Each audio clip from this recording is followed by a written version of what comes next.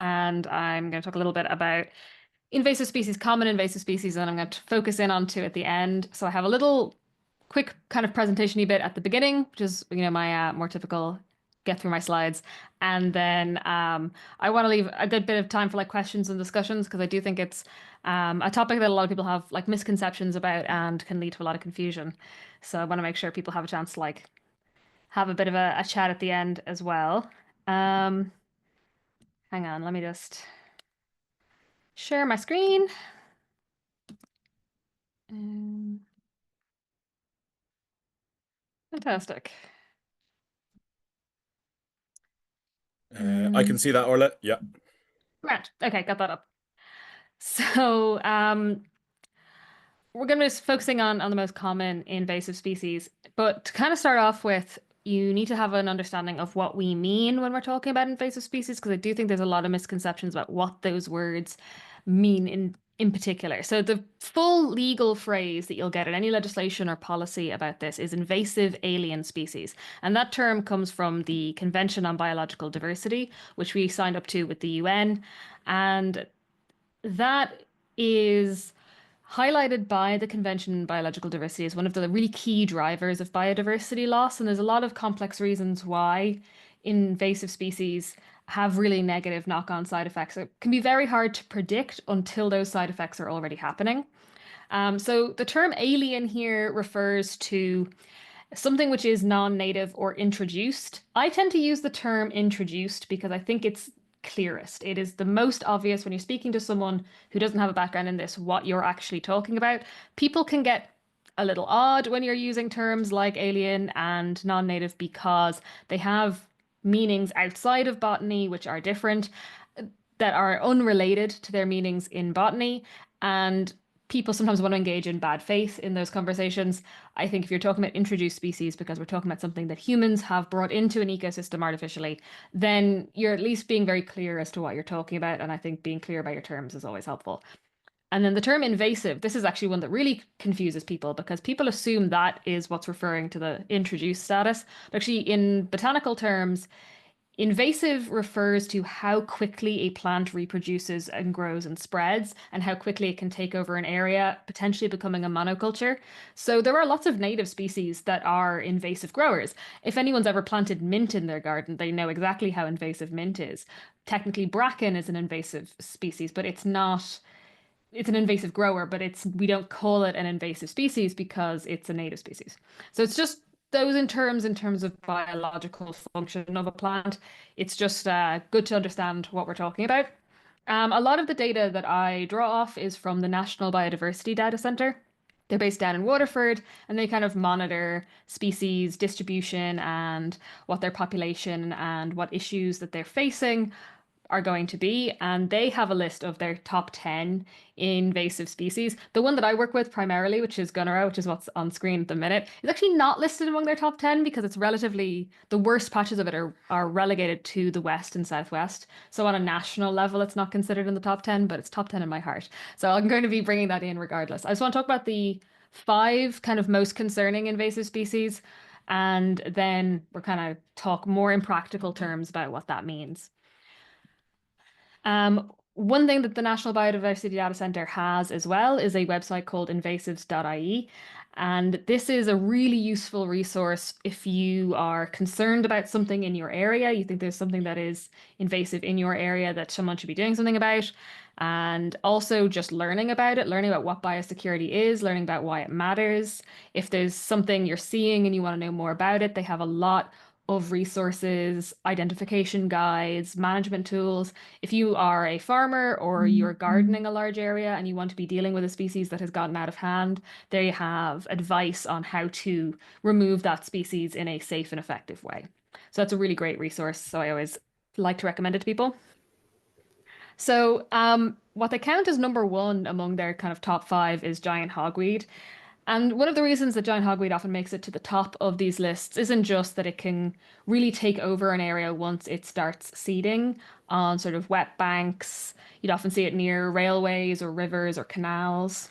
but also because it presents a very real health risk to people who touch it. The sap of hogweed causes very severe dermatitis, particularly if you're out in direct sunlight at the same time. Some people have very serious and like lifelong health repercussions from having unknowingly encountered giant hawkweed. So this is why I think it's one of the most uncontroversial ones when we're talking about things that we would like to eradicate from Ireland, because it's not only that it takes over areas and smothers native species, it's also just very dangerous to touch.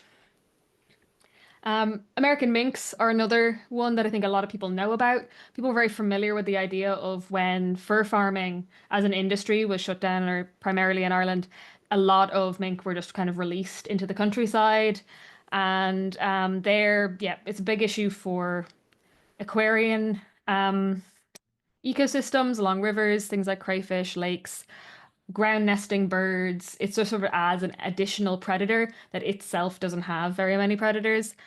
A lot of people who've ever kept chickens have a very bad position on mink. They do tend to be quite vicious. If you've ever had to engage with them personally, they're very aggressive for such a small animal. Japanese knotweed is another one that's been in the news quite a bit. It is often you'll see signs on the side of the road warning people that there's Japanese knotweed there and telling them not to cut it for this reason.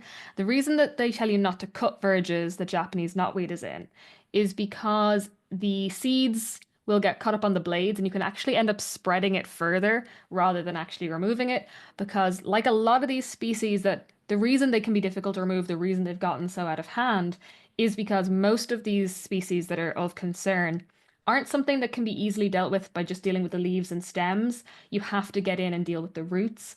And Japanese knotweed is something that spreads by rhizomes, which is sort of like long tuberous roots below the ground. And if you don't remove those, it'll just come back again anyway.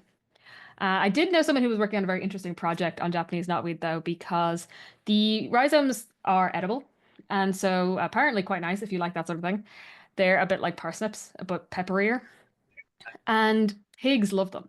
So if you manage to fence in an area with Japanese knotweed where there isn't a lot else, pigs will very effectively get those rhizomes out of the ground, much more effectively than most human interventions with Japanese knotweed. But while in the area that this was done with these two particular pigs, it was very, very effective. Strangely, that hasn't caught on as a like national management strategy when it comes to Japanese knotweed. But if anyone has the ear of anyone in power that wants to get pigs on the matter, by all means, that would be my recommendation.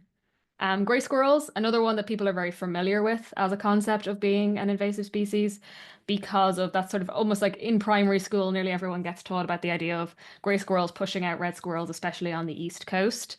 There was a point, I think, 20 years ago, we were genuinely very concerned that red squirrels would go regionally extinct in Ireland again. They did briefly go extinct in the early 19th century, and then were kind of accidentally reintroduced again. But we have seen in recent years where there has been a recovery of pine martens, especially in the southwest, coming up through Kerry, Limerick, sorry, not Leitrim. That region where pine marten populations have increased, we're also seeing red squirrels as a follow-on increasing in population, because where red squirrels can't compete directly with gray squirrels because they are bigger and more territorial, pine martens are also very territorial and they're pushing grays out of areas, but they don't compete with red squirrels in the same way. And so red squirrels can, by kind of virtue of following along pine marten populations, increase their own populations. And so I've seen red squirrels in sites in Wicklow again in the last 10 years in a way that they hadn't meaningfully been seen there in the previous 10 years before that. So I do think that's quite positive, but there isn't, unlike with other invasive species, there isn't a meaningful move to kind of remove gray squirrels. You would have to kill them on a scale that would be very difficult for the public to accept. People don't like the idea of killing animals en masse for very obvious reasons. It's an uncomfortable topic to talk about, and it is not pleasant. And so even things like culling deer in the Phoenix Park, which is necessary because, well, there's obviously no predator loose hunting deer in the Phoenix Park, and the population would become increasingly unsustainable for an urban population. Even that's quite controversial. And that's why they often don't tell people before they pick their day to do deer calls in the Phoenix Park. They often won't advertise it extensively because people will come to object. Um, and that's a relatively small numbers of actual animals being killed in that circumstance. The number of grey squirrels that would need to be killed to actually manage them as a population in the east of Ireland would be absurd. And so, as far as I know, there isn't a particularly active attempt to change the fact that grey squirrels have taken over the east coast of Ireland. But that may be a conversation that someone has in future. But as far as I know, there isn't a strong campaign for that. Rhododendron is obviously probably the most hot button invasive species that people talk about in recent years in terms of media coverage. Rhododendron ponticum is a evergreen shrub. It is very robust. It's very competitive. It's very difficult for other species to compete with it, no matter where it sort of chooses to grow, and it produces a truly shocking number of seeds. The only really advantage you have with rhododendron is that they don't produce seeds for the first 10 years, really, as a shrub. They are like a long-lived, species. They plan for the long term. So if you can manage a population of rhododendron down to the ground for a few years, you can take out that seed bank. But they do produce just, I think I wrote it down somewhere here. Yeah, 1 million seeds per plant every year. So there's no way to have rhododendron in an area and keep them where you want them to be. And that's one of the things some people kind of like, oh, well, if I just had it in a garden, or we're just keeping them over here, or there's a wall there. It's not feasible because every single plant is producing 1 million incredibly wind-borne seeds. And they are just incredibly difficult to remove once they do get into an area. Not impossible. Some people kind of throw their hands up and act as though it's a lost cause. It's just that it's one of those things which requires manual labor. So you have to hire people to do a job and let them do it. And you have to organize that. There's logistics involved and hard work, but it's by no means impossible. So I think one of the most famous cases of rhododendron infestation in Ireland is probably the Killarney Oak Woods in the Killarney National Park in Kerry. We're seeing very serious implications of rhododendron. Not only that it outcompetes saplings of trees, so there are areas of the old woodlands where you've still got old, mature trees, but what you don't have is young trees. So you've got these trees that are 100, 200 years old, but there's not another generation of trees coming up to replace them. And you haven't got that kind of mid-growth happening in the woodland, which leads to sort of you getting dropping biodiversity because there are different fungi and insect and animal species that rely on these trees at different stages of their life. It isn't just one thing. One oak is not the same as another oak. There is a sort of cyclical nature to woodlands that you need things at every different stage. And the rhododendron are very much interfering with that. One of the other things that's very concerning about them is Irish woodlands are very fire resistant. We are not, this is not going to shock you, but given that it's a fairly wet landscape, Ireland, we're not a country that naturally has wildfires. So you have forests where fires are a natural part of the ecosystem, for example, in Australia or in California, redwood forests.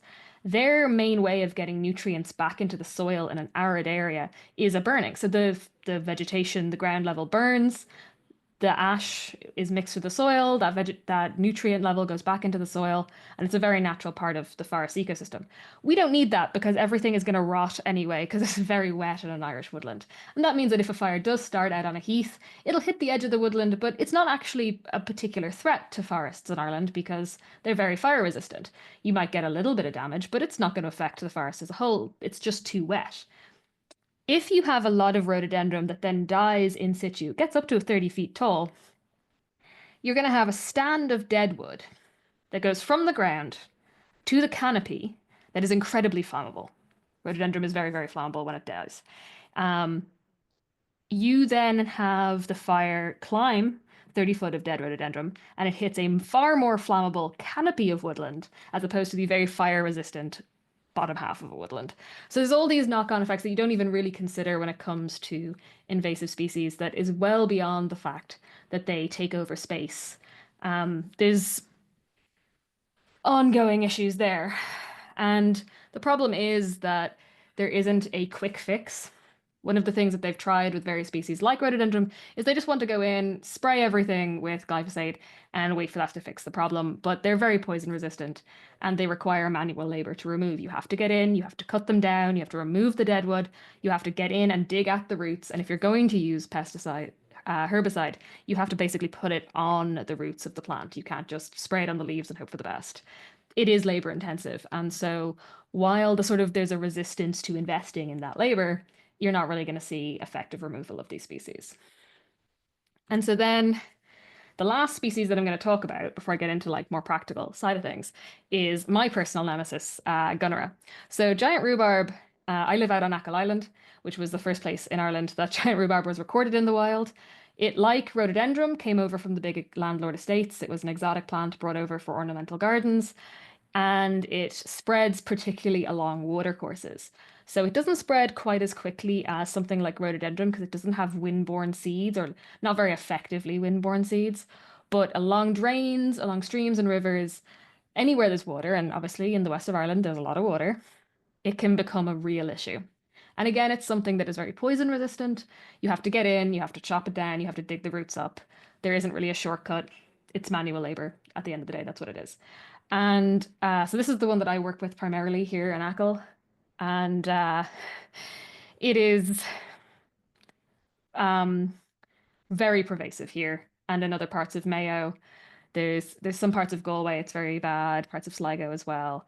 And it's mainly an issue on watercourses for a few reasons. The obvious one is that it creates a monoculture. Because it has these large rhubarb-like leaves, it shades the ground beneath them, which makes it very difficult for plants that could potentially compete with it to do so because they're not accessing sunlight. It's also nitrogen fixing. So while that in some cases for plants can be very positive, in wild environments along riverbanks, having a highly nitrogen producing plant can actually lead to higher nutrient levels in the water. And you do not want water courses, particularly in rural areas where a lot of us are in group water schemes, to have increasingly high nitrogen levels in the water. It leads to algae blooms and reduces the general biodiversity of the rivers and streams. Also can just block up drains. It's been accused of causing flooding where it blocks up drains and ditches. I'm not entirely sure that it does cause flooding, but it does block drains to a certain extent. I haven't seen it cause something where I'm sure that it's causing the flooding. I think that sometimes is a bit anecdotal, but it's hard to say. And yeah, that's the main issue with Gunnera. And it's not quite obviously as famous as rhododendron, but because it doesn't get right into woodlands, it's a watercourse one, but it is very hard to remove once it gets into an area. And sorry, and this is me mostly trying to remove Gunnera off watercourses. And so that kind of takes us from the theoretical to the practical. So I just want to take a breath for a second there. The thing about invasive species removal is that when you take it from the theoretical to the practical is where you lose people. Because when you list all the facts that I've just sort of um, ranted at you there, it seems very simple, not necessarily in terms of getting it done, but the fact that it needs to be done seems very simple. These are species which, when they get out into the wild and they become very invasive, they cause all sorts of knock-on problems. Obviously, we should stop planting them. Obviously, we should remove them. It doesn't seem like it should be as controversial as it often is. But at the end of the day, people don't particularly like getting told what to do. So when you say, hey, don't plant that anymore, people don't like it when you tell them what to do. Also, most of these species you can still buy in pretty much any garden centre in Ireland, with the exception of giant hogweed. But you can buy rhododendron in, I'd say, at least one garden centre in every county. You can buy rhododendron ponticum, I'd say, in nearly every commercial garden centre in the country. And there's really no reason why, you know, there's no reason why we're not discouraging that, but there isn't anything particularly stopping people from importing them even more. And beyond that, when it gets to the point of removal, if you get people to agree, you get onto the land, you have the equipment, you have the resources, there is a period where it looks like you're making everything worse. So if you look at this picture in the middle, it's sort of a sea of mud. It's a scene of destruction. And fundamentally, people get very uncomfortable where in the short term, it looks like you're making everything worse. And that can add to the ongoing issue of getting people on board and kind of talking them through why they should let you do this. And people kind of get very defensive about liking certain invasive species because they may find them like it's a nice aesthetic plant. It often is. That's why these species were brought over for ornamental gardens. They were brought because people thought they were interesting and aesthetically pleasing plants to have in their very expensive walled gardens. It's just that they didn't tend to stay there. And yeah, that is my main point on that. Sorry, kind of draw a breath. Oh yeah. And so sorry, beyond that aspect of it in terms of a national level, there's also the sort of what can you do if you're not going to be going out and chopping things to pieces, which obviously the majority of people are not going to be involved in the practical removal of invasive species. So in terms of like what you can do, there's the obvious. Don't plant a rhododendron somewhere. Try not to contribute to people bringing more into areas and having conversations, honest, frank conversations with people about the fact that it's an issue. But also letting people know, like the Biodiversity Data Center, when invasive species become an issue in a particular area. I went and I checked their social media for today to see if they had been posting about it. They often like have a particular invasive species that they're highlighting. And so at the minute they're talking about Spanish bluebells. So this is their Instagram. And so the Biodata Center will kind of put out these posts every now and again, trying to raise a little bit of awareness, talking about very common species that get out of hand. Spanish bluebells are actually one of the ones that's like, it sounds very innocent. There's nothing harmful about them on their own, but they hybridize with native bluebells. And so there's actually a very serious risk of genetic extinction for native bluebells because they are a less robust version of this. And so they where you have a lot of Spanish bluebells, you're going to slowly lose any of the native Irish bluebells in that area. And so this is just one of the ones where they talk about it in terms of you can put in sightings and you can add to their maps where they can highlight for people working on this, where they need to be reaching out to people, where they need to be doing community outreach, and also in some areas where they can actually just put in for permission to remove things. Um, so that's mostly that. I think I'd like to take questions at this point. I do have some other things I could talk about, but I don't want to keep uh, going on too intensely. So I think it'd probably be easiest if people typed questions in chat because it will save people trying to come on and off mute, which sometimes can get a little messy.